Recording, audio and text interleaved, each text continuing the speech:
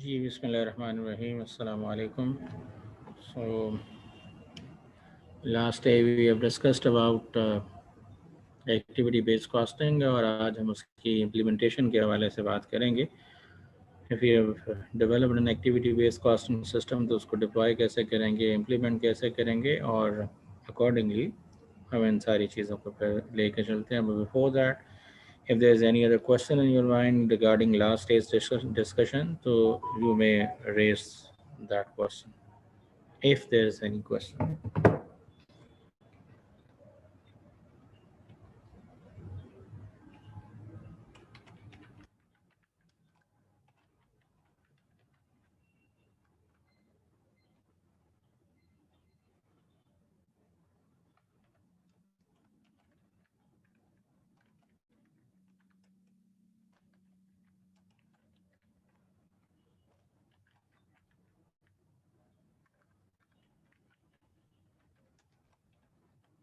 जी अगर कोई सवाल है तो आप पूछ लें. मैं कुछ चीज़ें असल में इन एडवांस लिखना चाह रहा हूँ ताकि हम उसकी बुनियाद पे बाकी जो काम है वो कर सकें. बट बिफोर दैट अगर कोई सवाल है तो आप पूछ लें.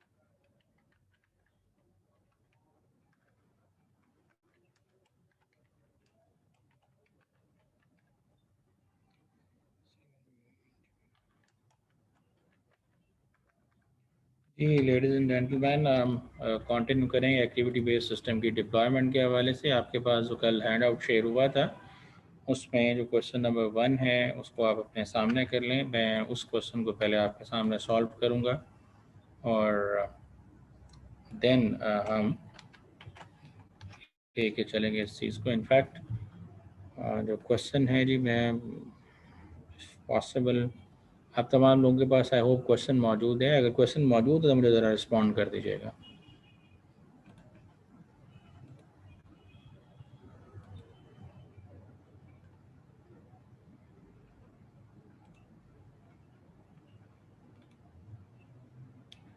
दैट्स ग्रेट जी अनीक साहब. अगर आपके पास क्वेश्चन है, मैं दो तीन चीज़ें कुछ और लिख लूँ इनिशियली ताकि फिर जब मैं एक्सप्लेन करने की बात करूँ तो ज़रा आसानी रहे.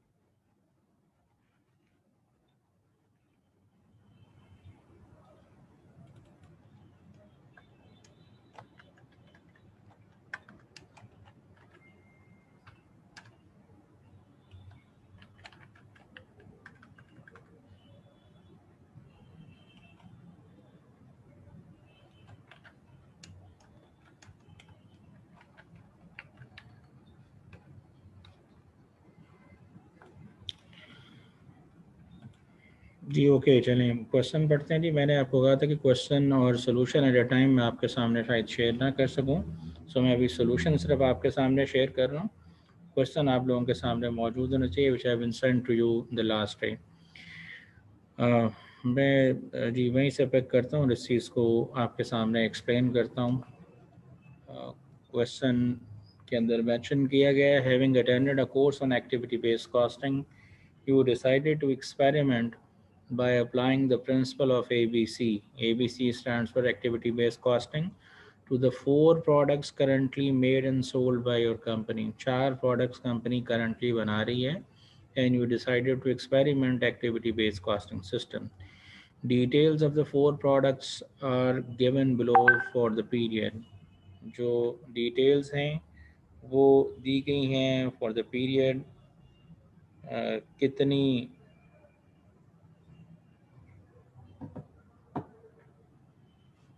जी कितनी प्रोडक्ट्स के कितने 4 प्रोडक्ट्स हैं, उनके कितने कितने यूनिट्स बनाए जा रहे हैं। तो 4 प्रोडक्ट्स हैं ABCD, और चारों के जो यूनिट्स बनाए जा रहे हैं वो मेंशन किया गया है 120 यूनिट, 100 यूनिट, 80 एंड 120 यूनिट्स। ये क्वेश्चन में मेंशन है। मैं यहाँ पे आपकी आसानी के लिए जी इसको मेंशन भी कर देता हूँ। ये ज़रूरी नहीं है, लेकिन मैं सिर्फ आपकी आसानी के लिए यहाँ पे मेंशन कर रहा हूँ, otherwise this is not necessary. अगर हम यहाँ पे मेंशन करना चाहें अपनी आसानी के लिए आउटपुट इन यूनिट्स या प्रोडक्शन इन यूनिट्स, तो हम मेंशन कर सकते हैं 120, 180, 120, 180 एंड 120। जी ये यूनिट्स बनाए जा रहे हैं। तो ये इनफैक्ट पार्ट नहीं है इसका, मैं सिर्फ और सिर्फ चूँकि बार बार वहाँ से मुझे देखना पड़ेगा, तो इसलिए मैंने सिर्फ आसानी के लिए यहाँ पे लिख दिया है कि इतने इतने यूनिट्स हम बना रहे हैं। This is just for the sake of reference, ये एडिशनल इन्फॉर्मेशन है, ये सिर्फ for the sake of reference हमने यहाँ पे कोट की है, ताकि हमें पता हो कि हम कितनी चीज़ें और उनके कितने यूनिट्स बना रहे हैं। जी सो ये आउटपुट इन यूनिट्स बताया गया, एंड देन आपको बताया गया है कि डायरेक्ट मटेरियल कॉस्ट है वो कॉस्ट पर यूनिट लिखा हुआ है। डायरेक्ट मटेरियल 40, 50, 30, 60 का लगता है, और डायरेक्ट लेबर 28, 21, 14 और 21 की लगती है।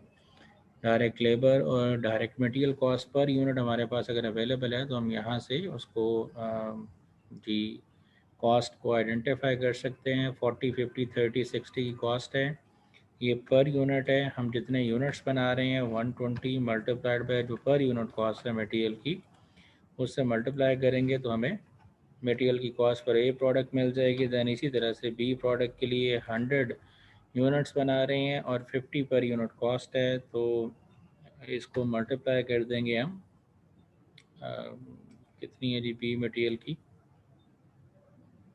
50 कॉस्ट है।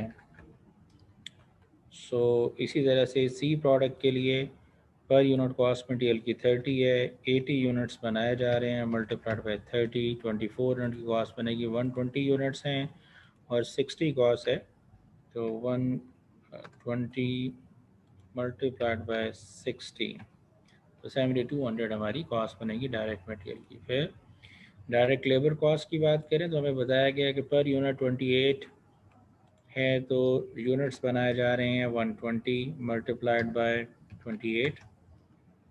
बी प्रोडक्ट के यूनिट बनाए जा रहे हैं 100 और पर यूनिट कॉस्ट है 21, तो 100 इंटू 21।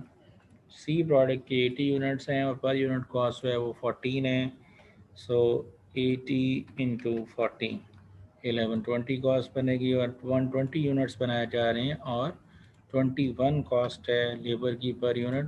120 मल्टीप्लाइड बाय 21, ये हमें लेबर की कॉस्ट मिल जाती है। लेबर की कॉस्ट मिल गई है हर प्रोडक्ट के लिए कितनी कितनी हमारी लेबर की कॉस्ट लगी है जी। आई होप यहाँ तक क्लियर होगा।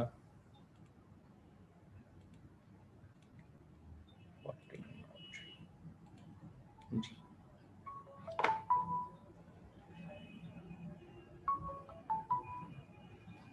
जी अस्सलाम वालेकुम। हाँ जी।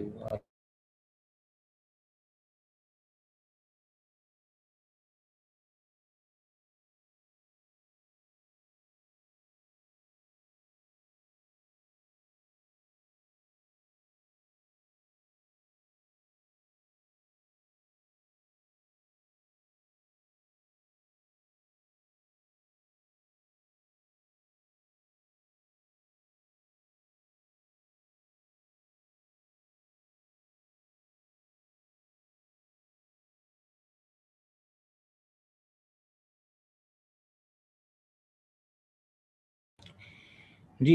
देन कंटिन्यू करते हैं जी आगे। उसके बाद लिखा हुआ है मशीन आर पर यूनिट। आपको मशीन आर्स के बारे में इंफॉर्मेशन बताई गई है कि पर यूनिट कितने मशीन आर्स लगते हैं।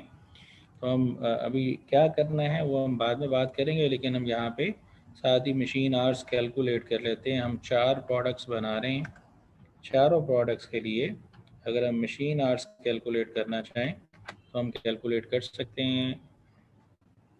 ये सारी चीज़ें इनफैक्ट आसानी के लिए हैं, हम बाद में देखेंगे कि हमने कहाँ पे इसको यूटिलाइज करना है। मशीन आर्स कैलकुलेशन आप कर रहे हैं फॉर मशीन आर्स।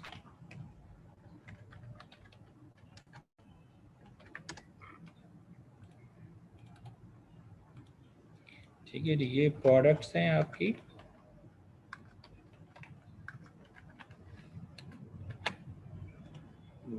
यूनिट्स जितने बनाने हैं आपने वो मेंशन कर लेते हैं। मशीन आवर्स पर यूनिट, मैं एब्रीवेशन लिख देता हूँ यहाँ पे, MH पर यूनिट। वो जितने बताए हुए हैं जी, उसकी बुनियाद पे हम ये कैलकुलेट कर सकते हैं। यूनिट्स हमें पता है, मैं दोबारा यहाँ से लिखता हूँ 120, 100, 80, 120, 120, 100, 80, 120। और जो मशीन आवर्स पर यूनिट दिए हुए हैं इसको लेके हम जी इसको बेस बनाते हुए हम कैलकुलेट कर सकते हैं। पर यूनिट को मल्टीप्लाई करेंगे नंबर ऑफ़ यूनिट्स के साथ, हमें टोटल मशीन आवर्स मिल जाएंगे जी। ये मशीन आवर्स पर यूनिट हैं और हमें टोटल मशीन आवर्स चाहिए। हर प्रोडक्ट के लिए कितने लगे हैं, टोटल MH में लिख देता हूँ मशीन आवर्स के लिए। तो आपको डेटा में जो बताया गया है कि एक प्रोडक्ट के लिए कितने मशीन आवर लगते हैं वो यहाँ पे लिख लेते हैं। 4323 में बताया हुआ है, 432 और 3। सो अगर ए प्रोडक्ट हमने बनानी हो तो हमने 120 यूनिट बनाने हैं और 4 घंटे लगते हैं, मल्टीप्लाई करेंगे तो 480 आवर्स हैं ए प्रोडक्ट के लिए। इसी तरह से बाकी प्रोडक्ट के लिए 300, 160 और 360 आवर्स हैं। अगर हम इसका सम कर लें तो टोटल जो आवर्स हैं वो हमें मिल सकते हैं। टोटल आवर्स जो लग रहे हैं वो पूरी फैक्ट्री के अंदर तमाम प्रोडक्ट्स बनाने के लिए, that are total machine hours. Total machine hours हैं वो 1300 हैं एज अ टोटल। ठीक है जी। फिर वापस क्वेश्चन पे चलते हैं, आगे क्या लिखा है। The 4 products are similar and are usually produce in the production runs of 20 units. मैं यहीं पे स्टे करेंगे।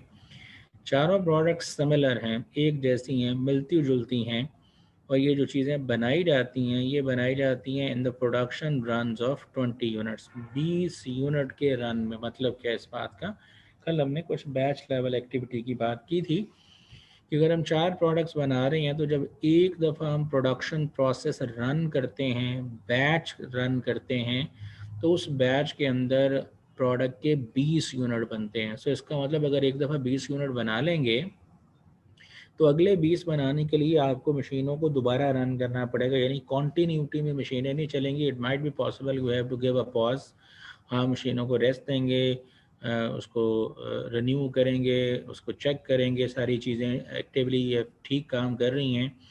तो कुछ गैप के बाद अब दूसरी प्रोडक्ट के यूनिट बनाएंगे, या हो सकता है उसी प्रोडक्ट का अगला बैच शुरू कर दें।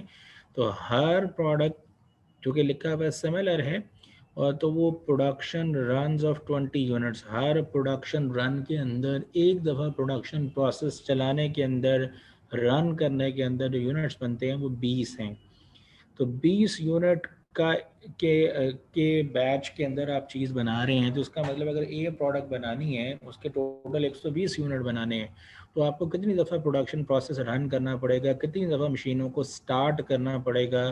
दैट इज़ 120 यूनिट्स, और 20 से डिवाइड करेंगे, यानी 20-20 यूनिट के बैच बनेंगे तो 6 रन बनेंगे। 6 प्रोडक्शन रन या 6 स्टार्टअप्स या 6 सेटअप्स हम उनको कहते हैं।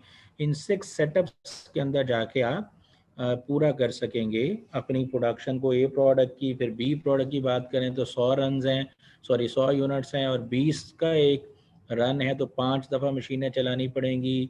सी के लिए 80 डिवाइडेड बाय 20 करेंगे तो 4, और डी के लिए 120 डिवाइडेड बाय 20 करेंगे तो 6। ये तो सादगी के लिए सवाल में इस तरह से लिखा हुआ है वैसे, लेकिन अगर जनरली देखें तो ये ज़रूरी नहीं है तमाम प्रोडक्ट्स का बैच साइज़ सेम हो सकता है ए प्रोडक्ट के एक बैच के अंदर 10 यूनिट बनते हों, बी के 20 बनते हों, सी के 30 बनते हों, मुख्तलिफ साइज़ भी हो सकता है। लेकिन जो कि यहाँ पे मेंशन कर दिया गया है कि चारों प्रोडक्ट सिमिलर हैं, चारों प्रोडक्ट सिमिलर हैं, और वो जो प्रोडक्शन रन है उनका जो ये जो बैच साइज़ है वो 20 यूनिट्स का है, तो हर प्रोडक्ट 20 यूनिट्स में ही बनती है। तो हम कैलकुलेट कर सकते हैं यहाँ पे नंबर ऑफ प्रोडक्शन रन्स। हम कैलकुलेशन फॉर प्रोडक्शन रन्स कर सकते हैं जी। कितनी दफ़ा मशीनों को चलाना पड़ेगा, 4 यूनिट हैं, और यहाँ पे मैं लिख देता हूँ जी बैच साइज़ कर लें, या यूनिट्स पर प्रोडक्शन रन। एक दफ़ा मशीनें चलाने के अंदर आपको कितना फेस करना पड़ता है उसकी बात हो रही है। तो यहाँ पे बताया गया 20। तो अगर हम number of production runs her product के कैलकुलेट करना चाहते हैं,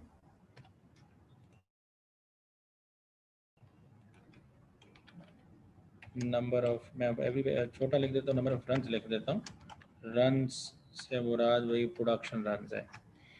तो अगर आपने 120 यूनिट बनाने और एक रन के अंदर 20 यूनिट बनते हैं, तो आपको कितनी दफ़ा मशीनों को रन करना पड़ेगा, 6 टाइम। इसी तरीके से फिर दूसरी प्रोडक्ट के लिए 5 टाइम्स, फिर 4 टाइम्स, एंड फिर 6 टाइम्स। तो टोटल जो प्रोडक्शन रन्स आपके लगेंगे वो 21 है, 21 टोटल रन्स लगेंगे। अभी इसका करना क्या है ये हम आगे चल के करते हैं। अभी जितनी जितनी इन्फॉर्मेशन हमें मिल रही है हम उसको अंडरस्टैंड कर रहे हैं जी। आगे देखते हैं। एंड दोबारा सेंटेंस पढ़ रहा हूँ। The 4 products are similar and are usually produce in the production runs of 20 units and are sold in the batches of 10 units. और जब ये बेची जाती हैं चीज़ें, ये 20 के बैच में नहीं बेची जाती, बल्कि ये बेची जाती हैं 10 के बैच के अंदर। यानी जब बेची जाती हैं तो आप मार्केट में बाद बड़े बड़े ग्रॉसरी स्टोर पे जाते हैं तो यू विल सी कि आपको जो चीज़ें मिलती हैं वो एक स्टैंडर्ड पैकिंग साइज़ में मिलती हैं। तो हम कैलकुलेट कर सकते हैं नंबर ऑफ़ ऑर्डर्स। ये अभी आगे चल के समझ आएगा इनफैक्ट नंबर ऑफ़ ऑर्डर्स क्यों। प्रोडक्शन आपने इन चारों की ये करनी है, और एक जो आपका साइज़ है ऑर्डर का या जो सोल्ड की जाती हैं, बैच साइज़ कर लें, batch size for selling units, तो वो 10 का साइज़ है आपके पास।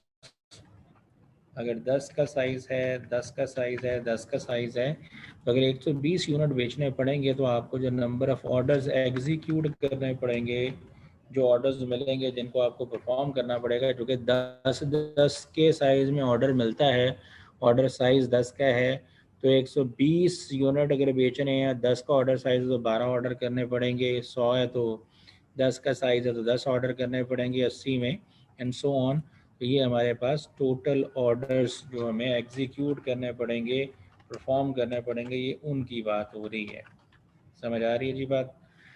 अच्छा जी, अब अगेन जैसे मैंने पहले भी कहा कि ज़रूरी नहीं है कि एक बैच के अंदर 20 यूनिट ही बने, सारे प्रोडक्ट्स के 20 से ज़्यादा भी बन सकते हैं, 20 से कम भी बन सकते हैं। लेकिन जो कि वो शुरू में लिख दिया गया था products are similar, almost similar हैं, तो इसीलिए शायद यही हमारा batch size same similar batch size है। इसी तरह बेची भी सेम साइज़ में जा रही हैं, ये भी ज़रूरी नहीं होता। बैच साइज़ सेल करने का भी मुख्तलिफ हो सकता है जो ए वाली प्रोडक्ट है उसके हम 10-10 यूनिट करके बेचते हों, हो सकता है बी के 50-50 करके बेचते हों। तो this depends upon the data. अभी चूँकि डेटा इस तरह का है तो इसीलिए हम इसी चीज़ की बुनियाद पे लेके चल रहे हैं। देन आगे देखते हैं जी, क्वेश्चन में और आगे लिखा हुआ है the production overheads are currently absorbed by using a machine hour rate and the total production overheads for the period are analysed below. आपको बताया गया कंपनी जो प्रेजेंटली रेट इस्तेमाल कर रही है वो रेट है जी मशीन आर बेसिस वाला जो कन्वेंशनल तरीका कार है, पूरी फैक्ट्री पे एक ही तरह का ओवरहेड चार्ज कर दिया जाता है। तो वो जो एक ही तरह का आप एक्सपेंस चार्ज कर देते हैं, ये उसकी डिटेल है, मैंने यहाँ वहाँ से कॉपी कर ली है।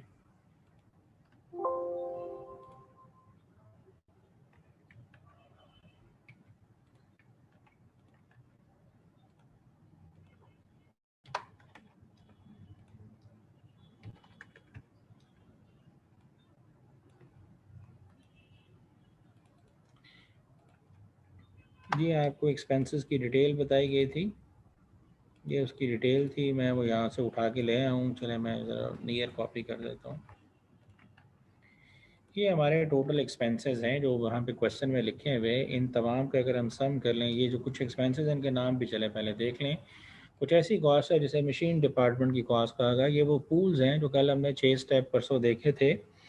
उनमें पहला स्टेप ये था कि आप एक्टिविटीज़ आइडेंटिफाई करेंगे और उसके अलावा पूल आइडेंटिफाई करेंगे, पूल बनाएंगे, कॉस्ट ट्रेस करके उन पूल्स को असाइन करेंगे और उसके बाद फिर एक्टिविटी बेस रेट बना के कॉस्ट को एलोकेट करेंगे। तो यहाँ पे जो पहले 2-3 स्टेप है वो परफॉर्म कर दिए गए हैं। कौन सी एक्टिविटीज़ हैं ऑर्गेनाइजेशन में, कौन से पूल होने चाहिए और रेलेवेंट कलर की बॉल रेलेवेंट कलर की बास्केट में, यानी रेलेवेंट कॉस्ट रेलेवेंट पूल को असाइन भी कर दी गई है। और ये आपके पास इंफॉर्मेशन मौजूद है कि मशीन डिपार्टमेंट की कॉस्ट है, जो मशीन रिलेटेड एक्टिविटीज़ हैं उनकी टोटल कॉस्ट 10,430 है। सेटअप की कॉस्ट जो है वो 5250 है। सेटअप का मतलब स्टार्टअप करना, प्रोडक्शन प्रोसेस सेटअप करने की कॉस्ट 5250 है। स्टोर रिसीविंग की कॉस्ट जो है, यानी जब मटेरियल स्टोर में आता है तो वहाँ पे जो वर्कर काम कर रहे हैं, इन आउट को मैनेज करते हैं, वो जितनी भी कॉस्ट आपकी इनकर हो रही है, ये उसकी बात हो रही है। वो सेटअप कॉस्ट स्टोर रिसीविंग की कॉस्ट है। तो स्टोर रिसीविंग की कॉस्ट जो इनकर हो रही है वो आपको बताई गई है। इसके अलावा आपको बताया गया है कि इंस्पेक्शन और क्वालिटी कंट्रोल की कॉस्ट है। चीज़ें बनती हैं, बैच कंप्लीट होता है, तो before it is to be sold या मार्केट में भेजने से पहले उस पर क्वालिटी चेक लगाया जाता है और क्वालिटी चेक करने की कॉस्ट जो है वो 2100 की है। इसी तरह मटेरियल हैंडलिंग एंड डिस्पैच की कॉस्ट है। जब चीज़ें आती हैं आपके पास, उसको आप फिनिश होने के बाद आप उनको डिस्पैच भी करते हैं और ये उस डिस्पैच रिलेटेड कॉस्ट है। ये सारी कॉस्ट का जो टोटल है वो यहाँ पे हम देख लेते हैं कितना बनता है जी। 26,000 की टोटल ये कॉस्ट बनती है। इन तमाम का सम है ये 26,000। So we are incurring total cost of 26,000। 26,000 की टोटल कॉस्ट है और कन्वेंशनल तरीकाकार के मुताबिक जो एफ रेट निकलता है वो इस तरीके से निकलता है। यहाँ पे हम कैलकुलेट कर लेते हैं। अगर हमने रेट कैलकुलेट करना है तो यानी 26,000 डिवाइडेड बाय कंपनी कौन सी बेस अडॉप्ट कर रही है, कन्वेंशनली मशीन आर बेसिस। तो जो टोटल मशीन आ रहा है उससे हम डिवाइड कर देंगे, तो 1300 से डिवाइड करें, आपके पास रेट निकलेगा। अब ये चूँकि रेट कैलकुलेट हो गया है, मैं उसके बगैर आपको सामने पहले शो कर देता हूँ। आप करेंगे जी 26,000 डिवाइडेड बाई 1300, तो जो रेट बनेगा वो आपका होगा जी 20।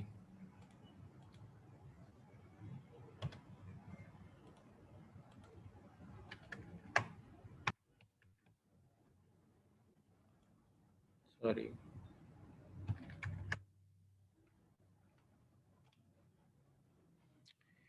जी, 26,000 डिवाइडेड बाय 20 करेंगे तो हमारे पास, सॉरी 20 कह रहा हूँ, 1300 ये रेट बनेगा। मैं बार बार इसलिए लिख रहा हूँ कि अगर वो फिगर्स लिखी नज़र आ जाएं आपको और फिर रेट कैलकुलेट हो, ताकि आपको याद रहे। जी ऐसे है, 26,000 टोटल आपका फैक्ट्री ओवरहेड है जो हमने ये कैलकुलेट किया है, जो इन्फॉर्मेशन दी गई थी।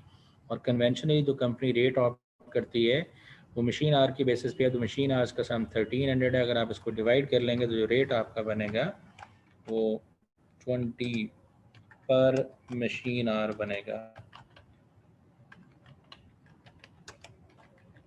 ठीक है जी। तो अगर ₹20 पर मशीन आ रहा है, तो अगर हम एफ ओच अप्लाइड कैलको, अच्छा चले ये मैंने लिखा हुआ था, एफ ओच रेट जो कैलकुलेट करते हैं वो टोटल एफ ओच को बेस से डिवाइड करते हैं।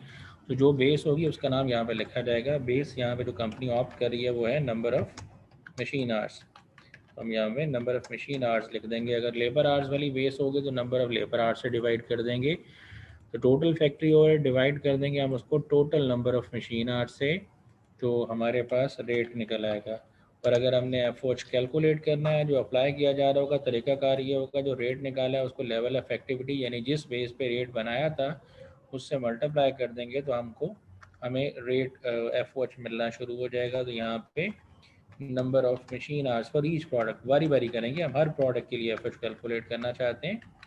नंबर ऑफ मशीन आवर्स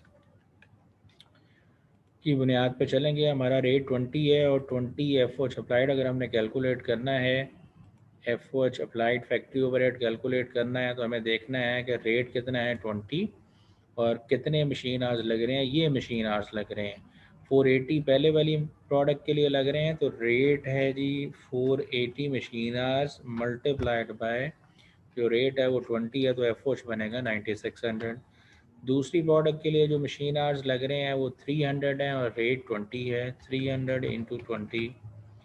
फिर तीसरी प्रोडक्ट के लिए जो आवर्स लग रहे हैं वो 160 हैं और रेट है 120, तो 160 इंटू 20 3200 का ओवरहेड लगेगा। और चौथी प्रोडक्ट के लिए 360 ओवरहेड लग रहा है, 360 आवर्स लग रहे हैं, तो 360 मल्टीप्लाइड बाय रेट है 20, ये 7200 बन रहा है। अगर इन चारों का टोटल करेंगे तो ये वही 26,000 हमारा बनेगा। ये नीचे सम लिखा अगर आपको नज़र आ रहा है, वैसे आप सम कर भी सकते हैं, अगर सम कर लें तो ये 26,000 ही मिलेगा। ये सिर्फ समझाने के लिए मैंने बताया, ठीक है जी। तो वो टोटल 26,000 का एफर्ट आपने प्रोडक्ट्स को एलोकेट कर दिया बेस्ड अपॉन कन्वेंशनल कॉस्टिंग। आपने कन्वेंशनल कॉस्टिंग के ज़रिए हर प्रोडक्ट को जितना जितना ओवरहेड लगता है वो आपने एलोकेट कर दिया। अब इसी बुनियाद पे आप total cost of each product निकाल सकते हैं अंडर कन्वेंशनल कॉस्टिंग। तो टोटल कॉस्ट अगर निकालना चाहें तो हम यहाँ पे सम कर लेते हैं। हमारी जो टोटल कॉस्ट बनेगी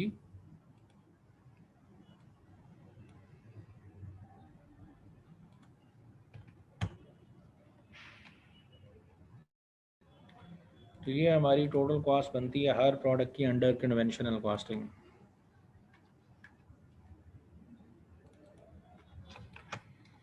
तो अभी तक वाली बात यहाँ तक है। ट्रेडिशनल कॉस्टिंग के ज़रिए डायरेक्ट मटेरियल, डायरेक्ट लेबर आपने लिखा और फैक्ट्री ओवरहेड आपने निकाला। कैसे निकाला? पहले कन्वेंशनल कॉस्टिंग के ज़रिए रेट कैलकुलेट किया है, आपको बताया गया कि कंपनी मशीन आवर बेसिस पे रेट कैलकुलेट करती है। तो 26,000 टोटल फैक्ट्री ओवरहेड था, ये तमाम एक्सपेंसेस का सम 26,000 बनता है और मशीन आवर्स का जो टोटल है सारी प्रोडक्ट्स में मिला के जितने लगते हैं वो 1300 है। रेट हमने कैलकुलेट किया 20 पर मशीन आवर और हर प्रोडक्ट के एफर्ट्स कैलकुलेट करने के लिए जितने जितने मशीन आवर हर प्रोडक्ट के लिए लगे हैं उसको 20 के रेट से मल्टीप्लाई किया। फिर सम कर लें अगर तो हमें ये टोटल कॉस्ट हर प्रोडक्ट की यहाँ पे मिल सकती है। हम चाहें तो यहाँ पे पर यूनिट कॉस्ट भी हर प्रोडक्ट की कैलकुलेट कर सकते हैं कि हमारी हर प्रोडक्ट की यूनिट कॉस्ट कितनी होगी। टोटल कॉस्ट 17,780 है। अगर हम इसको डिवाइड कर दें जितने यूनिट्स बनाएंगे तो हमारी ये कॉस्ट हमें मिल सकती है कि कितनी कॉस्ट हमारी इनकर होगी। आई होप समझ आ रही है बात। इसी तरीके से ये सब प्रोडक्ट्स की हम ये कैलकुलेट कर सकते हैं। ये हमारी जो निकली है कॉस्ट ये पर यूनिट कॉस्ट है जो कि हर प्रोडक्ट की हमारी इनकर हो रही है जी। चलें अब क्वेश्चन पे वापस चलते हैं। जितनी इन्फॉर्मेशन हमने पढ़ी थी उससे आगे लिखा है जनाब, after a detailed analysis of cost and their behaviours. आपने कॉस्ट और उनके बिहेवियर को एनालाइज किया and you have ascertained the following cost drivers. Driver कहते हैं उस चीज़ को जो कॉस्ट को ड्राइव करता है, जो कॉस्ट को रेस करता है। जी नबीला आपने हैंड रेस किया है, बोलें जी, आप क्वेश्चन करें नबीला। अस्सलाम वालेकुम सर, आपने टोटल कॉस्ट में आउटपुट इन यूनिट्स को भी ऐड कर दिया है, उसमें तो वो ऐड तो नहीं होंगे ना यूनिट्स? मैंने ऐड कर दिया, लेट मी चेक। अच्छा जी बिल्कुल सही है, ओके फाइन। इसलिए जिसमें मटेरियल लेबर और एफर्ट्स की कॉस्ट को ऐड करेंगे, क्योंकि मैंने वो फॉर्मूला लगाया तो स्किप हो गया। Very right. तो ये पर यूनिट कॉस्ट अब हमारी बनती है। ठीक, बिल्कुल ठीक है जी, बिल्कुल अब ठीक है साहब, ठीक है जी, दैट्स ग्रेट, ओके। अब हम कंटिन्यू करते हैं। तो मेंशन किया गया था, after detailed analysis on their behaviour you have ascertained the following cost drivers. तो यही बात बार बार हम कर रहे हैं कि हर एक्सपेंस के जनरेट होने की, ड्राइव होने की बेस मशीन आवर्स नहीं होते। वो चीज़ जो कॉस्ट को ड्राइव करती है, जिसकी वजह से कॉस्ट इनकर होती है, उसे एक्टिविटी भी हम कहते हैं। और दूसरे लफ्ज़ों में वो एक्टिविटी रिसोर्सेज कंज्यूम करने करती है, उस एक्टिविटी को परफॉर्म करने की वजह से रिसोर्सेज कंज्यूम होते हैं और कॉस्ट इनकर होती है। तो वो चीज़ जो लीड करती है for the incurrence of cost, उसे हम टेक्निकल टर्म्स में कॉस्ट ड्राइवर भी कहते हैं। यहाँ पे क्वेश्चन में बताया गया कि जो आपके कॉस्ट ड्राइवर्स हैं वो सेटअप कॉस्ट जो है, हर कॉस्ट का जो पूल बना हुआ है उसका मशीन आर ड्राइवर नहीं है, बल्कि सेटअप कॉस्ट का जो ड्राइवर है। अब ये लॉजिकली भी समझिएगा, सेटअप कॉस्ट का मतलब प्रोडक्शन प्रोसेस सेटअप करने पे जितनी कॉस्ट लग रही है, सॉरी, उस पे जो कॉस्ट लग रही है उसका ड्राइवर जो है वो नंबर ऑफ प्रोडक्शन रन्स हैं। जितने ज़्यादा बैच बनेंगे, आपको हर दफ़ा वो प्रोडक्शन प्रोसेस रन करने के, सेटअप करने की कॉस्ट लगाना पड़ेगी। लॉजिकल है। स्टोर रिसीविंग की जो कॉस्ट है, जितनी ज़्यादा रिक्विजिशंस रेज की जाएंगी, जैसे हर प्रोडक्ट को बनाने के लिए मटेरियल चाहिए होता है, तो बार बार रिक्वेस्ट आती है फैक्ट्री से कि ये वाला मटेरियल ले दें, ये वाला मटेरियल ले लें या ला के दे दें हमें। तो जितनी ज़्यादा रिक्वेस्ट्स आएंगी, जो बंदा वहाँ पे सप्लाई के लिए, डिलीवर करने के लिए काम कर रहा होगा, उसको उतना ज़्यादा टाइम लगाना पड़ेगा। तो जिस प्रोडक्ट के लिए ज़्यादा रिक्वेस्ट आएंगी, उस प्रोडक्ट को ये ज़्यादा कॉस्ट चार्ज होनी चाहिए। जिसके लिए कम रिक्वेस्ट आएंगी, उनको कम कॉस्ट चार्ज होनी चाहिए। तो ये स्टोर रिसीविंग की कॉस्ट बेस कर रही है ऑन द रेक्विजिशन रेट, यानी इसको ड्राइव करने की जो फोर्स है वो नंबर ऑफ रेक्विजिशन है। फिर इंस्पेक्शन और क्वालिटी कंट्रोल की कॉस्ट है, इसका ताल्लुक उन्होंने खुद मेंशन कर दिया नंबर ऑफ प्रोडक्शन रन्स के साथ है। बिकॉज एक बैच कंप्लीट होगा तो आप उसको इंस्पेक्ट करेंगे before it is to be send to the market. आप पहले इसको इंस्पेक्ट करेंगे, इंस्पेक्ट करने के बाद आप अगली बात करेंगे। तो इसी तरह से मटेरियल हैंडलिंग और डिस्पैच की कॉस्ट है, जब चीज़ें बन जाती हैं तो आप उनको डिस्पैच करते हैं, तो इसका सूटेबल जो ड्राइवर है वो ऑर्डर्स एग्जीक्यूटेड मेंशन किया गया है कि जितने ज़्यादा ऑर्डर्स आप परफॉर्म करेंगे, एग्जीक्यूट करेंगे, कस्टमर्स को डिलीवर करेंगे, उतनी ज़्यादा कॉस्ट इनकर होगी।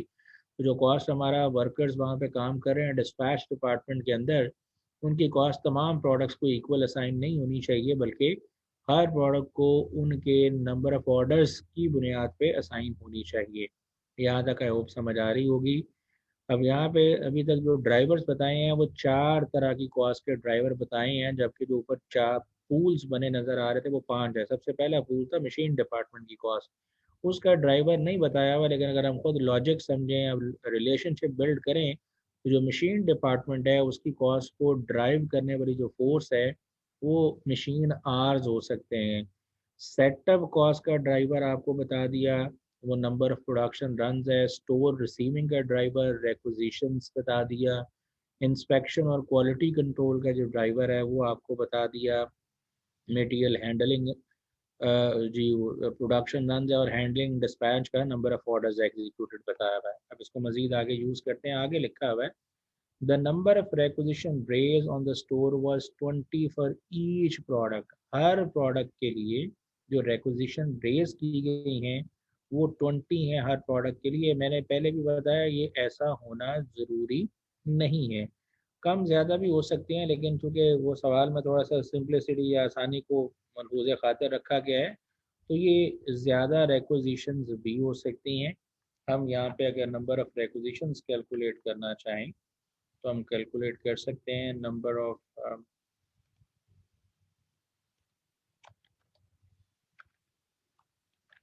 जी, नंबर ऑफ रिक्विजिशंस।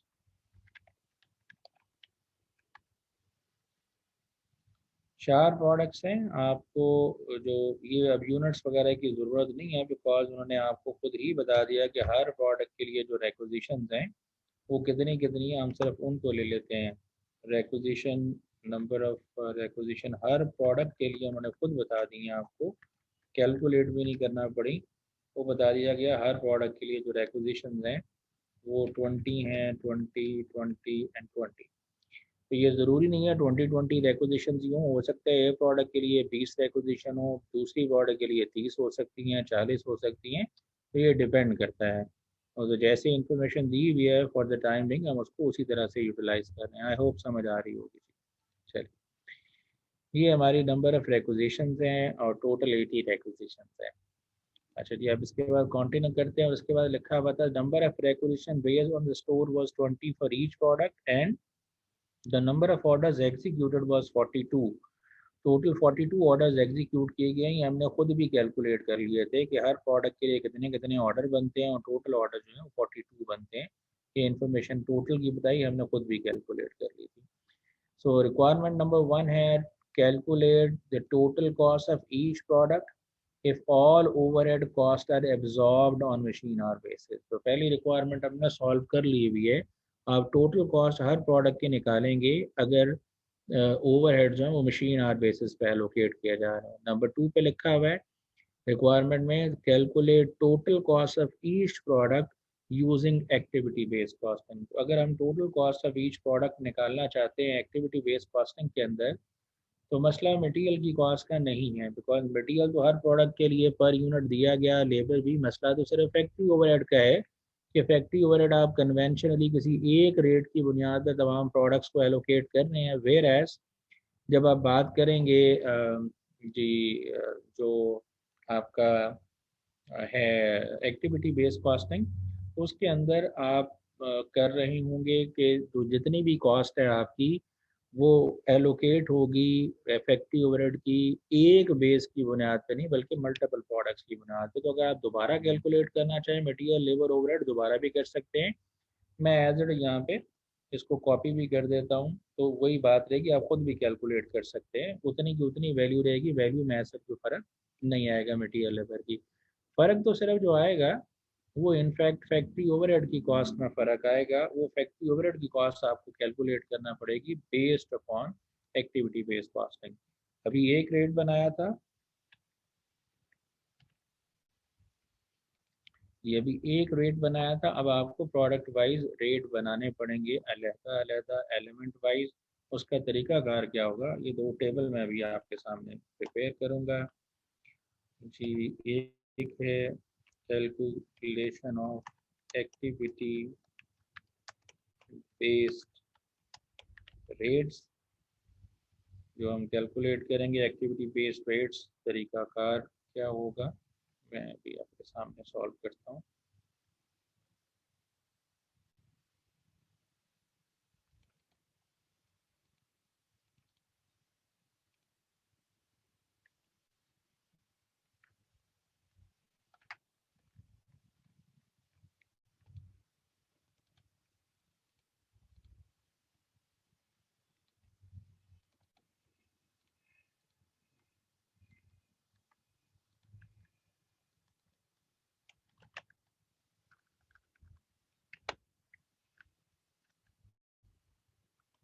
वो जी मैंने कॉपी पेस्ट किया था तो वो अरेज हो गया था। मैंने कहा लिख दूँ मशीन डिपार्टमेंट की जो कॉस्ट थी वो हमें डाटा में बताई गई थी, तो यहाँ पे शामिल कर लेते हैं। तो मशीन डिपार्टमेंट की कॉस्ट थी इनिशियली दैट वाज 10,430,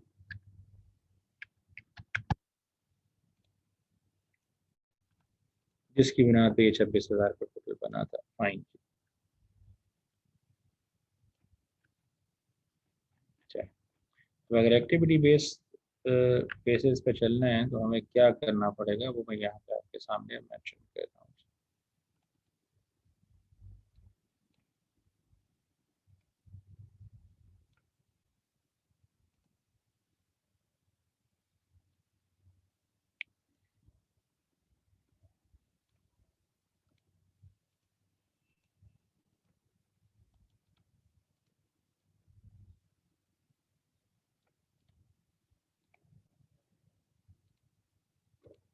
जी, मैं वही जो इन्फॉर्मेशन है वो यहाँ पे कॉपी की है। अभी जी डिटेल्स में हमारे पास ये वाले एक्सपेंसेस हैं इनकी जो अमाउंट है जो कॉस्ट पूल में गैदर हुई है वो यहाँ पे लिख रहा हूँ। कॉस्ट पूल के अंदर जो अमाउंट हमारी नज़र आ रही है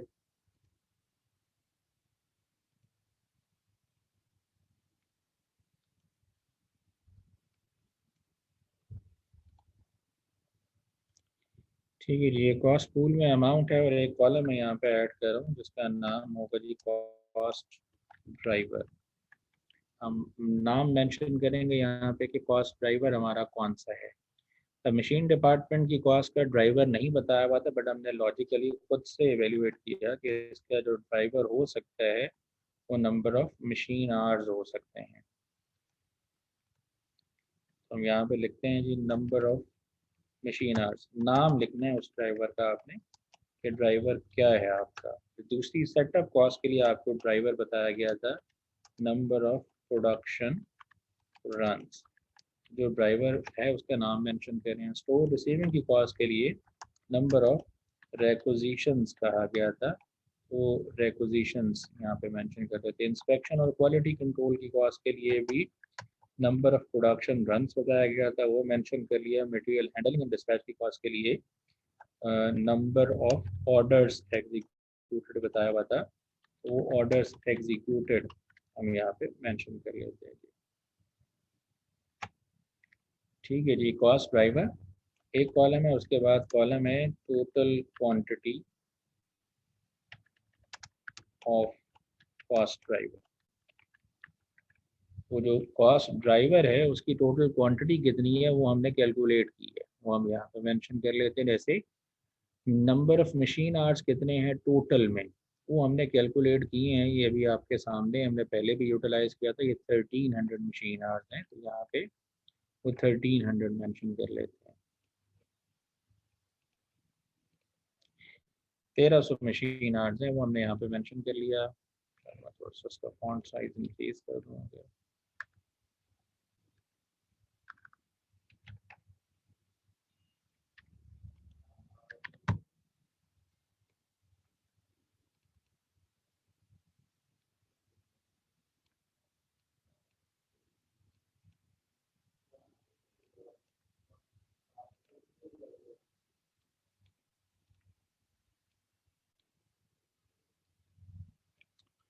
1300 मशीन आवर्स थे जी।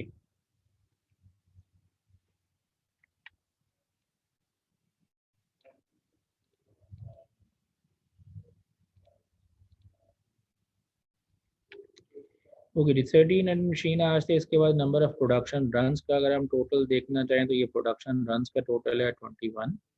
ये 21 वहाँ पे मेंशन कर दिया जाएगा जी। इसके बाद है नंबर ऑफ रेक्विजिशंस। ये हमने लास्ट में कैलकुलेट किया था। हर प्रोडक्ट के लिए 20 रेक्विजिशंस थी, तो टोटल रेक्विजिशंस की तादाद जो है वो 80 बनती है। यहाँ पे 80 मेंशन कर लेते हैं। इसके बाद जो आपके पास चीज़ मौजूद है वो है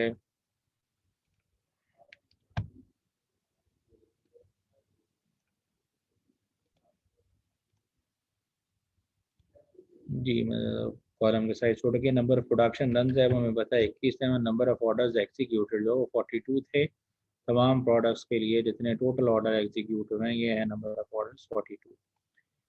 अब तमाम एक्सपेंसेस को मशीन आवर से डिवाइड करने की बजाय आपको ड्राइवर वाइज डिवाइड करना है, तो हम यहाँ पे ये कॉलम ऐड करते हैं रेट बनाने के। इसे एक्टिविटी रेट भी कहते हैं। आप इसे cost per unit of cost driver भी कह सकते हैं। हमारा कॉस्ट पूल है 10,430 कॉस्ट है और 1300 घंटे लगते हैं, तो आप इसको डिवाइड करें। आपके पास ये रेट बना है रुपीज़ दिस मच। ये जो रेट है इसके साथ हम मेंशन कर सकते हैं ये रेट है आपका पर मशीन आवर। ठीक है, ये वाली कॉस्ट का रेट पर मशीन आवर है। दूसरी वाली कॉस्ट है 5250 की कॉस्ट है और इसका ड्राइवर जो है वो 21 है, तो 250 पर मशीन आवर नहीं बल्कि पर प्रोडक्शन रन, क्योंकि इसका ड्राइवर ये बताया गया है एक प्रोडक्शन रन लगेगा तो आपकी 250 की कॉस्ट लगेगी। इसी तरीके से 3600 की स्टोर रिसीविंग की कॉस्ट है, 80 रिक्विजिशन आपकी रेज होती हैं तो 45 पर रिक्विजिशन कॉस्ट होगी। ठीक है जी। इसके बाद इंस्पेक्शन और क्वालिटी कंट्रोल की कॉस्ट 2100 है, 21 रन लगते हैं, 21 डिवाइड करेंगे तो 100 पर रन, प्रोडक्शन रन जी। फिर आपकी कॉस्ट है हैंडलिंग एंड डिस्पैच की 4620 की कॉस्ट है, 42 ऑर्डर्स हैं आपके तो 110 की कॉस्ट होगी पर ऑर्डर एग्जीक्यूटेड, पर ऑर्डर भी कह सकते हैं, बहरहाल ऑर्डर एग्जीक्यूटेड को रख लें। तो यहाँ तक ये हमारा टेबल बना है। इनफैक्ट रेट्स कैलकुलेट करने का, हमने रेट कैलकुलेट किए हैं based upon activity based costing. हमने रेट जो बनाया है वो हर प्रोडक्ट के लिए हर कॉस्ट के लिए अलहदा रेट बना दिया है। आई होप समझ आ रही होगी। ये जो रेट बने हैं इनकी बुनियाद पे अब हम कॉस्ट असाइन करेंगे आगे।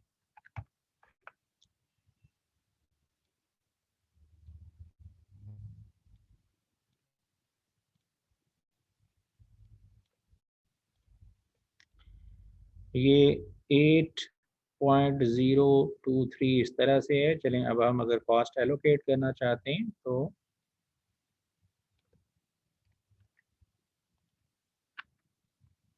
अब हम एलोकेशन ऑफ कॉस्ट का टेबल बनाते हैं। Allocation of cost to products on activity based rates, ये मैंने अभी आपके सामने लिख दिया। अब हमारी जितनी प्रोडक्ट्स हैं उनके कॉलम यहाँ पे बनाएंगे। 4 प्रोडक्ट्स हैं, चारों को ये कॉस्ट एलोकेट होनी है, बी सी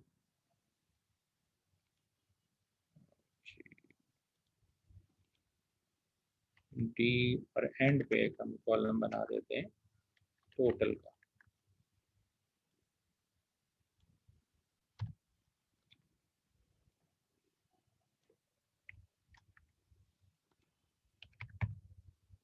ठीक है जी।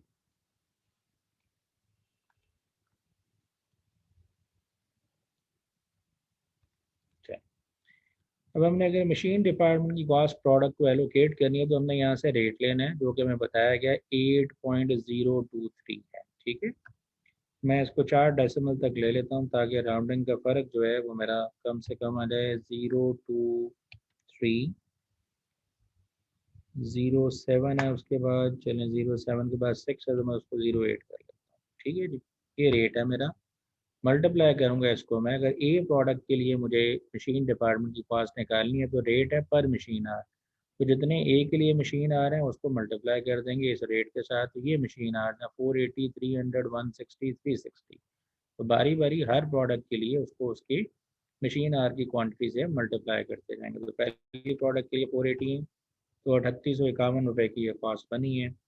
दूसरी प्रोडक्ट के लिए जी जितने आर्स हैं उससे मल्टीप्लाई कर लेते हैं, 300 हैं तो 300 से मल्टीप्लाई कर देंगे। तीसरी प्रोडक्ट के लिए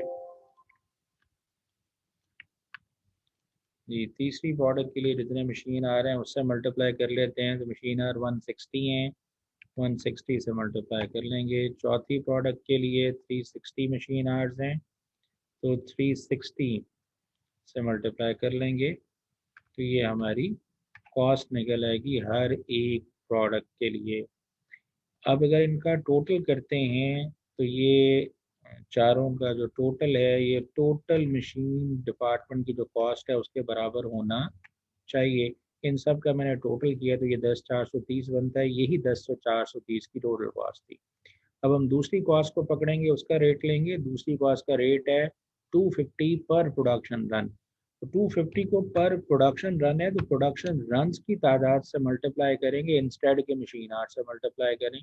तो प्रोडक्शन रन्स की तादाद देखते हैं हर प्रोडक्ट के लिए कितनी है, 6, 5, 4, 6 ये है। अब इसको 6 से मल्टीप्लाई करेंगे, फिर आप इसको मल्टीप्लाई करेंगे जी दूसरी प्रोडक्ट के लिए 5 है, तीसरी प्रोडक्ट के लिए 4 थी, तो 4 से मल्टीप्लाई करेंगे और आखिरी प्रोडक्ट के लिए अगेन 6 है, तो 6 से मल्टीप्लाई करेंगे तो आखिरी प्रोडक्ट की कॉस्ट निकल आएगी। इन तमाम का अगर टोटल करेंगे तो वो जो टोटल है आपका वो टोटल 5250, वही जो सेटअप डिपार्टमेंट की टोटल सेटअप कॉस्ट जो टोटल है उसके बराबर होगा। सो बात समझने की कोशिश करेंगे। आपने पहले टोटल 26,000 के एक्सपेंस सारे का सारा मशीन आर की बेसिस पे डिवाइड किया और हर प्रोडक्ट को एलोकेट किया, लेकिन हम हर एक्सपेंस को अलग-अलग पहले रेट बनाए और हर एक्सपेंस का रेट की बुनियाद पे प्रोडक्ट को एलोकेट कर रहे हैं। और स्टोर रिसीविंग की कॉस्ट देखें तो 45 पर रेक्विजिशन है, तो 45 मल्टीप्लाइड बाय रेक्विजिशन बताया गया था 20 फॉर ईच प्रोडक्ट, ये हमने कैलकुलेट भी की हुई है। तो अगर 20 फॉर ईच प्रोडक्ट है तो हम मल्टीप्लाई कर दें इसको 20 से, यही 20 से बार बार मल्टीप्लाई होगा तो वही 900 ही निकलता आएगा। अगर आप इसका सम कर लें यू कैन गेट कि 3600 की टोटल कॉस्ट बनती है और यही 3600 की कॉस्ट है। फिर इंस्पेक्शन और क्वालिटी कंट्रोल की कॉस्ट का रेट है 100 पर प्रोडक्शन रन। तो 100 की कॉस्ट को नंबर ऑफ मशीन और नंबर ऑफ रेक्विजिशन से नहीं बल्कि नंबर ऑफ प्रोडक्शन रन से मल्टीप्लाई करेंगे। प्रोडक्शन रन आपके पास मौजूद है 6, 5, 4, 6 से मल्टीप्लाई कर लें 6 से, फिर 100 multiplied by 5, then 100 multiplied by 4, then 100 rate है मल्टीप्लाइड बाय 6, 6 थे जी, तो मल्टीप्लाई कर लें आप। उसके बाद आपका अगर सम करेंगे तो ये जो टोटल कॉस्ट है ये बराबर होगी आपकी इस टोटल 2100 की कॉस्ट के। फिर लास्ट कॉस्ट है मटेरियल हैंडलिंग एंड डिस्पैच। अब मटेरियल हैंडलिंग एंड डिस्पैच का रेट है 110 पर ऑर्डर। तो 110 को मल्टीप्लाई करेंगे ऑर्डर्स कितने हैं हर प्रोडक्ट के लिए उससे। यहाँ पे ऑर्डर्स भी हमने कैलकुलेट किए थे। पहली प्रोडक्ट के लिए 12 ऑर्डर है, दूसरी के लिए 10, तो आप पहले 12 से मल्टीप्लाई करें, फिर दूसरे के लिए 110 मल्टीप्लाइड बाय 10, फिर तीसरी प्रोडक्ट के लिए 110 मल्टीप्लाइड बाय उसके ऑर्डर देख लें। थर्ड प्रोडक्ट के लिए कितने ऑर्डर हैं 8 और चौथी के लिए 12 है, तो 8 से मल्टीप्लाई कर लें। चौथी के लिए 110 मल्टीप्लाइड बाय 12। तो ये आपने डिफरेंट रेट्स की बुनियाद पे हर एक्सपेंस अलग-अलग हर प्रोडक्ट को एलोकेट कर दिया। सो अगर आप इन तमाम एक्सपेंसेस का ग्रैंड टोटल करें तो 26,000 बनेगा, ठीक है जी। और अगर आप ऐड करना चाहें कि FOH पर आपका जो प्रोडक्ट है वो कितना FOH लग रहा है, अगर आप उसको कैलकुलेट करना चाहते हैं तो आपको यही करना पड़ेगा कि इन तमाम कॉलम्स का अलग-अलग टोटल कर लें तो आपको पता लग जाएगा हर प्रोडक्ट पे टोटल फैक्ट्री ओवरहेड कितना लगा। पहले आपने FOH टोटल हर प्रोडक्ट के लिए निकालना है, तो जितना ए प्रोडक्ट पे हर एक्सपेंस की अमाउंट लगी है अगर इसका टोटल कर लेंगे तो हमें ए प्रोडक्ट का FOH मिल जाएगा, बी के लिए कर लेंगे तो बी का मिल जाएगा, सी के लिए करेंगे तो सी का मिल जाएगा, डी के लिए करेंगे तो हमें डी की कॉस्ट मिल जाएगी। सो अगर इन तमाम का टोटल ऐसे भी कर लें तो 26,000 ही बनेगा, ऐसे भी करेंगे तो 26,000 ही बनेगा। आई होप कुछ समझ आई होगी। तो हमने एक्टिविटी बेस्ड कॉस्टिंग की बुनियाद पे FOH निकाल लिया। अब ये FOH जो है हम यहाँ से उठाएंगे और वो जो टेबल बनाया हमने एक्टिविटी बेस्ड कॉस्टिंग के मुताबिक कॉस्ट निकालनी है प्रोडक्ट के अंडर एक्टिविटी बेस्ड कॉस्टिंग, ये हमने निकाल लिया। मटेरियल लेबर तो उतने का उतना है। यहाँ पे अब हम FOH कॉपी करेंगे। पहली प्रोडक्ट के लिए 8171 का FOH है, दूसरी प्रोडक्ट के लिए जो हमारा FOH है वो 6157 का है, हर एक्सपेंस अलग एलोकेट किया हमने। तीसरी प्रोडक्ट के लिए 4464 का FOH है और चौथी प्रोडक्ट के लिए जो FOH है वो 7208 का है, तो 7208।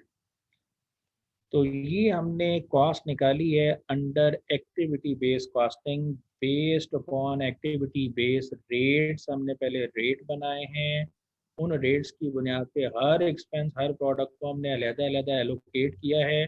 उसको हर प्रोडक्ट को अलग एलोकेट करने के बाद जो उसका सम बना है वो हमने यहाँ से लिया है और इस टेबल में प्लेस किया है कि अंडर एक्टिविटी बेस्ड कॉस्टिंग अगर हमने कॉस्ट निकालनी है तो हर प्रोडक्ट के लिए मटेरियल लेबर के साथ जो FOH है वो ये वाला लिखा जाएगा। आपने सम किया तो ये हमारी टोटल कॉस्ट बनती है हर प्रोडक्ट की अंडर ABC, और ये हमारी यूनिट कॉस्ट बनती है अंडर एबीसी। सो ये थी सेकंड रिक्वायरमेंट जो मेन हमारा कैलकुलेशन थी एक्टिविटी बेस्ड कॉस्टिंग की, ये है। लास्ट में लिखा हुआ था रिक्वायरमेंट में, थर्ड रिक्वायरमेंट है to calculate and list the unit product cost from 1 and 2 above, यानी ऑप्शन 1 और ऑप्शन 2 यानी कन्वेंशनल कॉस्टिंग के मुताबिक टोटल कॉस्ट पर प्रोडक्ट के अलावा यूनिट कॉस्ट पर प्रोडक्ट निकालें and show the difference and comment briefly on any conclusion which may be drawn on which have profit and pricing implication। तो बात समझने की कोशिश करें कि अगर आप कन्वेंशनल कॉस्टिंग फॉलो कर रहे हैं और आपने रेट बनाया हुआ है, कॉस्ट पर यूनिट बनाई हुई है 180, जबकि अगर आप इसको कंपेयर करते हैं जी, जबकि आप इसको अगर कंपेयर करते हैं एबीसी की कॉस्ट के मुताबिक तो आपकी कॉस्ट बनती है 136। अब हो क्या रहा होगा कि अगर आप कन्वेंशनल तरीकाकार पहले फॉलो कर रहे थे, someone of your customers came to you and asked कि आप मुझे जो चीज़ है वो 140 रुपए में बेचते हैं, और आप उसको मना कर रहे हैं कि हम तुम्हें 140 145 में चीज़ नहीं बेच सकते बिकॉज आपकी नज़र में जो कॉस्ट है वो 140 है। हालांकि जब हमने एक्यूरेट कॉस्टिंग की, हर एक्सपेंस, हर प्रोडक्ट को उस बेस की बुनियाद पर चार्ज किया गया, उस एक्टिविटी की बुनियाद पर चार्ज किया गया जो उस प्रोडक्ट के लिए जितनी परफॉर्म की गई है, तो पता चला कि पर यूनिट कॉस्ट है वो तो 136 बनती है। सो अगर आपको 137 का भी प्राइस पे बंदा क्या दे, ऑर्डर दे, तो आपको उसको चीज़ बेच देनी चाहिए बिकॉज आपको फ़ायदा ही होगा। तो अगर ऐसा आपके सामने एनालिसिस नज़र आ रहा है तो टेक्निकली आप करंटली जो कर रहे होंगे based upon your existing cost mechanism, आप अपनी कॉस्ट को एग्जैजरेट करके चल रहे हैं, ओवर प्राइस की होगी आपने अपनी कॉस्ट। जबकि अगर आप दूसरी प्रोडक्ट देखें तो उसके अंदर 131 की कॉस्ट बनती है कन्वेंशनल।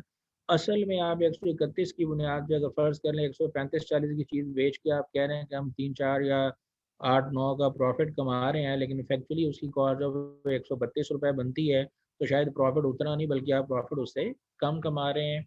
इसी तरीके से अगर आप देखें तो जो कॉस्ट है आपकी सी प्रोडक्ट की, वो 84 बनती है कन्वेंशनल कॉस्टिंग के मुताबिक। तो आपने 84 की कॉस्ट की बुनियाद पे हो सकता है 90 की प्राइस बना दी हो, लेकिन असल में आपकी जो कॉस्ट लग रही है एक्यूरेट कॉस्टिंग के मुताबिक वो 99.8 है, यानी 100 के करीब। तो आपकी जो सी प्रोडक्ट है वो मार्केट में शायद अंडर प्राइस हो रही हो। इस तरह डी प्रोडक्ट को देखें, फ़र्क तो मार्जिनल से है 141 या 141.07, बट हमें समझने की ज़रूरत है कि एक्यूरेट जो कॉस्टिंग है वो एक्टिविटी बेस्ड कॉस्टिंग सही निकल रही है। अगर हम एक्यूरेट कॉस्ट निकालेंगे तो हम अपनी डिसीजन मेकिंग को बेहतर बना सकते हैं। ये है वो सारा एक्टिविटी बेस्ड कॉस्टिंग सिस्टम को इम्प्लीमेंट करने के स्टेप्स, बारी बारी कैलकुलेशंस वाली चीज़ें मैंने आपसे शेयर की हैं। अगर कोई जहन में सवाल है और आप पूछना चाहते हैं तो आप पूछ लें।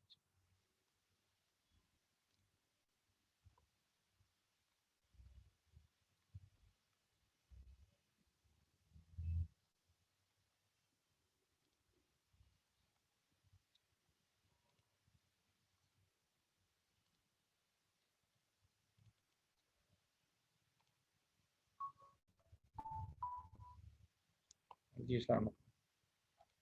वालेकुम।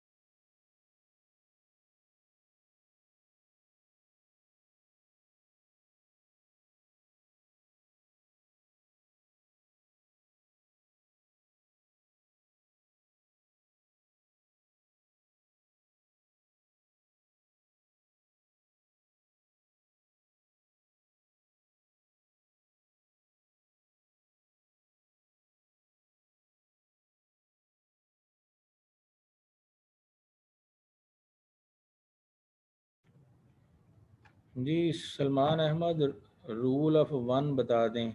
रूल ऑफ वन से क्या मुराद है जेंटलमैन? आप हैंड रेस करें, मैं आपको वॉइस अलाउ करता हूँ। राजा सदाम साहब आप बात कर लें। जी राजा सदाम साहब,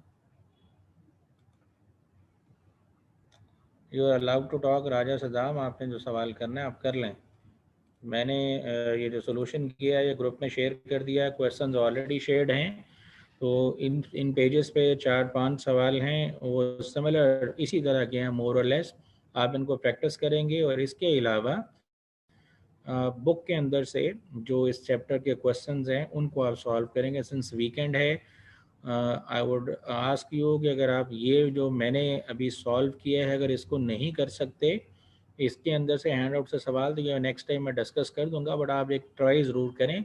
लेकिन टू बिगिन विद आप इन क्वेश्चन को, जो कि ये कॉम्प्रीहेंसिव हैं, सारे स्टेप्स हैं, ये देखें काफ़ी टाइम लगा है इसको सॉल्व करने में, लेकिन जो बुक के अंदर क्वेश्चन है वो बारी बारी स्टेज वाइज दिए हुए हैं। कुछ ऐसे सवाल हैं जिसमें सिर्फ एक्टिविटी रेट कैलकुलेट करने को कहा गया, यानी वो टेबल बना दे रेट्स वाला।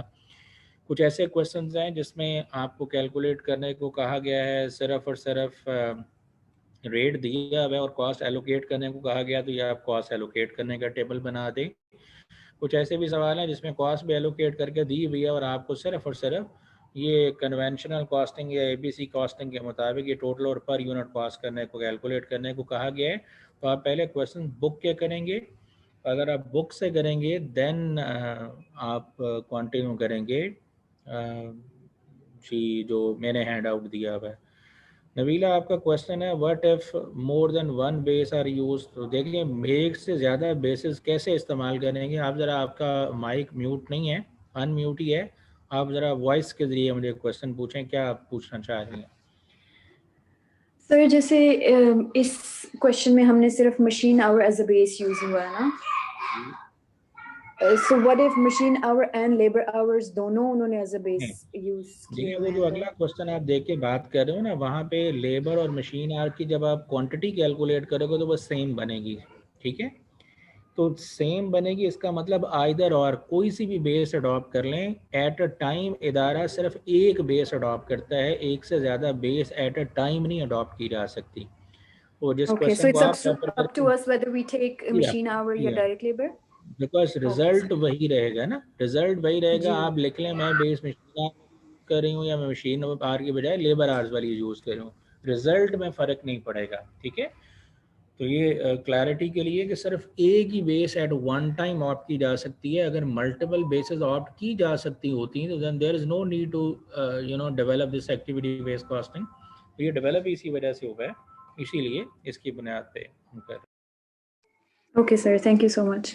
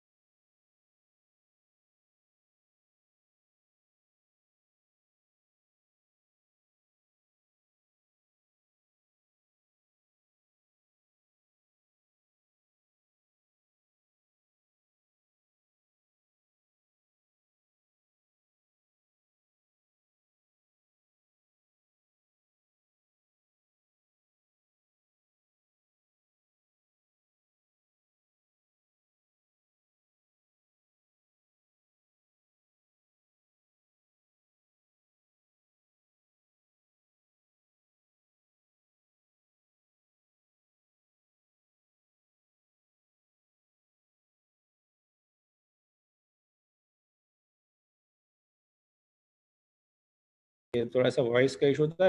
राजा सदाम साहब आप कह रहे हैं टोटल कॉस्ट बोथ सिस्टम में सेम ही रहेगी, जेंटलमैन सेम रहेगी, तो फिर नई चीज़ ईजाद करने की क्या ज़रूरत पेश आई? तो यही तो आपके सामने रखा है अल्लाह के बंदे कि एक्टिविटी बेस्ड कॉस्टिंग के मुताबिक जो कॉस्ट निकल रही है और जो कन्वेंशनल कॉस्टिंग के मुताबिक कॉस्ट निकल रही है वो मुख्तलिफ है। ना तो इसका मकसद प्रॉफिट कैलकुलेट करना है, ये तो आपके प्राइसिंग डिसीजन को बेहतर बनाना है जेंटलमैन। आपको पर यूनिट कॉस्ट ए प्रोडक्ट की 148 लग रही थी आपके कन्वेंशनल कॉस्टिंग के हिसाब से, आपको कस्टमर आके कहते हैं 145 में चीज़ दे दें, आप उसको भगा देते हैं। अगर आप 145 में नहीं दे रहे बिकॉज आपको लग रहा है आपकी कॉस्ट 148 है, लेकिन जब आप एक्चुअली कॉस्ट कैलकुलेट करते हैं based upon activity based costing तो पता लगता है कॉस्ट तो 136 है। तो अगर 136 वाली चीज़ आप 140-45 में भी बेच देंगे तो प्रॉफिट होगा। तो ये प्राइसिंग डिसीजंस को बेहतर बनाने का मैकेनिज्म है कि आप एक्यूरेट कॉस्टिंग निकालें और उसकी बुनियाद पे प्रॉफिट प्राइसिंग डिसीजन करें, इंस्टेड के प्रॉफिट निकालते फिरें, प्रॉफिट निकाल के हमें क्या हासिल होना है। ये प्राइसिंग डिसीजन को बेहतर बनाने के लिए बात है जेंटलमैन। वो शॉर्ट और लॉन्ग रन जो वेरिएबल कॉस्ट अब अगला सवाल करके पूछ रहे हैं वहाँ पे तो वो हेडिंग सिर्फ दिया हुआ, उसके बाद उन्हें एक्सपेंसेस के नाम लिखे हुए हैं। तो वो शॉर्ट रन तो वही होती है जो शॉर्ट टर्म के लिए जिसका बेनिफिट होता है, लॉन्ग टर्म के लिए इकोनॉमिक्स की टर्म होती हैं। इकोनॉमिक्स की टर्म में जो भी टर्म है वो उसी डेफिनेशन के मुताबिक उतरेगी। सवाल के कॉन्टेक्स्ट में देखेंगे तो एक नाम उसका शॉर्ट रन वेरिएबल कॉस्ट लिखा हुआ है, उसके अलावा कुछ और कॉस्ट लिखी हुई हैं। अब उन कॉस्ट को लेके आगे चलेंगे। मैं दोबारा कंक्लूड कर रहा हूँ जी आज के दिन के लिए, आपको रेफ़र कर रहा हूँ कि आपने ये वाला जो हैंड आउट वाले क्वेश्चन है इनको सेकंड नंबर पे अहमियत देनी है। पहले नंबर पे आपने बुक से क्वेश्चन करने हैं क्योंकि बुक के question comparatively short and time कम मांगेंगे। फिर आप उसके बाद इन फुल फ्लैज क्वेश्चन की तरफ आइएगा। ये फाइल मैंने ग्रुप में शेयर कर दी है जिसको बुनियाद बनाते हुए आप चीज़ें कैलकुलेट कर सकेंगे। I hope things are clear now. Thank you for patience listening. Practice करके आइएगा अगले सवाल में, अगली क्लास में। इससे पहले कि अगले टॉपिक पे बात करें पहले आपके क्वेश्चंस को आंसर किया जाएगा। तो आप क्वेश्चंस करें बुक से, जो भी क्वेश्चंस हैं उनको सॉल्व करें, जो हैंड आउट वाले करें, इसमें जो इश्यूज होंगे उनको इंशाल्लाह डिस्क्राइब करेंगे। नंबर ऑफ रिक्वेजिशन अगर डिफरेंट होंगे तो जेंटलमैन कैसे कैलकुलेट करेंगे? वैसे ही जैसे अभी कैलकुलेट किया है, जितनी जितनी रिक्वेजिशन है उन तमाम का सम कर लिया है बेटा। ये क्या रिक्वेजिशन का सम किया, यहाँ पे मैं चेंज कर देता हूँ तो टोटल कुछ और हो जाएगा। टोटल कुछ और हो जाएगा तो जेंटलमैन यहाँ पे टोटल कुछ और लिखेंगे, रेट कुछ और निकल आएगा। रेट कुछ और निकलेगा तो फिर ये 900 की बजाय कोई किसी एक के लिए ज़्यादा किसी एक के लिए कम निकल आएगी जैसे बाकी प्रोडक्ट के लिए निकली है। चलिए जी, थैंक यू वेरी मच। ज़िंदगी रही तो इंशाल्लाह नेक्स्ट वीक में आपसे मुलाकात होगी। That's all for the day.